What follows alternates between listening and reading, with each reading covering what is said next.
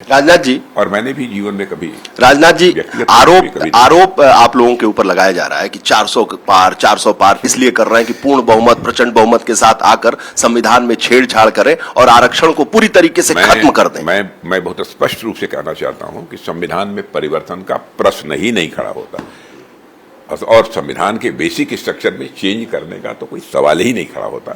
इस प्रकार के बेबुनियाद और निराधार आरोप मैं समझता हूं हताश हमारे जो प्रतिपक्ष के लोग हैं उन लोगों के द्वारा लगाने की कोशिश की जा रही है। मैं तो कहूंगा कि सच्चाई यह है कि उनके पास मुद्दों का अकाल है।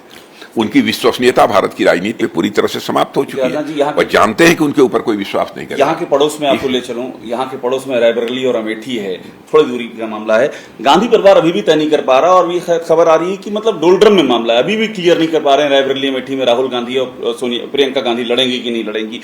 ये जो कांग्रेस का एक कंफ्यूजन है, इसकी क्या वजह? देखिए, रायबरेली और अमेठी में भी अब वो जनता का विश्वास खो चुके हैं।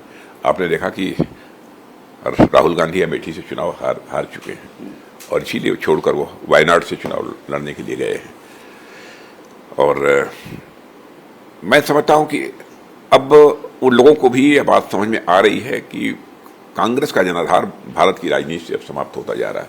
मुझे तो कभी कभी यह लगता है कहीं कांग्रेस की स्थिति यह न हो जाए, आज के 10 साल के बाद लोग बच्चों से पूछेंगे कौन कांग्रेस, ये क्या कांग्रेस के बारे में जानते हो, तो शायद बच्चे ये कहेंगे कौन कांग्रेस। ये भी हो सकता है इस प्रकार की जो आप लोग लगे थे कि कांग्रेस मुक्त भारत, तो उसकी तरफ अग्रसर हो चुके हैं आप लोग? हम लोग किसी को मुक्त नहीं करना चाहते हैं, लेकिन युक्त तो हो रही भाजपा। हेल्दी डेमोक्रेसी तो भाजपा तो कांग्रेसियों को शामिल कर रही है, तो लोग कह रहे हैं कि कांग्रेस युक्त भाजपा हो गई है। नहीं, जो हमारी पार्टी में आना चाहेंगे शर्त, हमारी दार्शनिक अवधारणा जो है, हमारी जो विचारधारा है, हमारे जो कार्यक्रम है, इनसे प्रभावित होकर जो आना चाहते हैं उनका स्वागत है, चाहे वो किसी भी पार्टी से। राजनाथ जी, इंदौर में कांग्रेस का प्रत्याशी भाजपा में शामिल हो जाता है, सूरत में निर्विरोध हो जाता है, तो लोकतंत्र खतरे में है। विपक्ष आरोप लगा रहा है आप लोग सबको समाहित कर लेना चाहते हैं, लोकतंत्र को तोड़ मरोड़ के एकदम ध्वस्त करना चाहते हैं।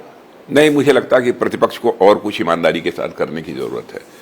लोकतंत्र को जितना अधिक से अधिक मजबूत किया जा सकता है, हम लोग लोकतंत्र को सशक्त बनाएंगे, लोकतंत्र को प्रभावी बनाएंगे।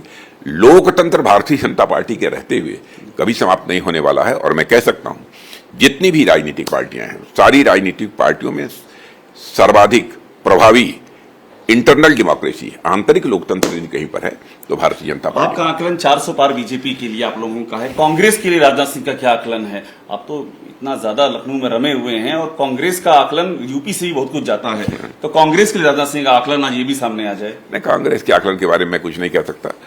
पिछली बार 50 के आसपास हम लोगों की सोच बराबर पॉजिटिव रहती है, सकारात्मक रहती है।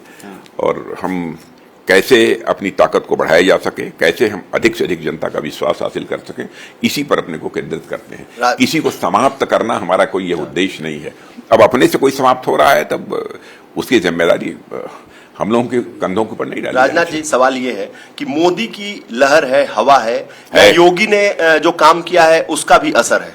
ठीक है, नहीं, प्रदेश सरकारों का भी जो काम होता है, चाहे कोई भी प्रदेश सरकार हो, निश्चित रूप से उसका भी अच्छे काम किए हैं तो उसका भी असर होता है। लेकिन इसमें कहीं दो मत नहीं है। आजाद भारत के इतिहास में यदि मैं कहूं कि जिस प्रकार की लोकप्रियता आज हमारे प्रधानमंत्री मोदी जी को प्राप्त हुई है वह अनपैरेलल है।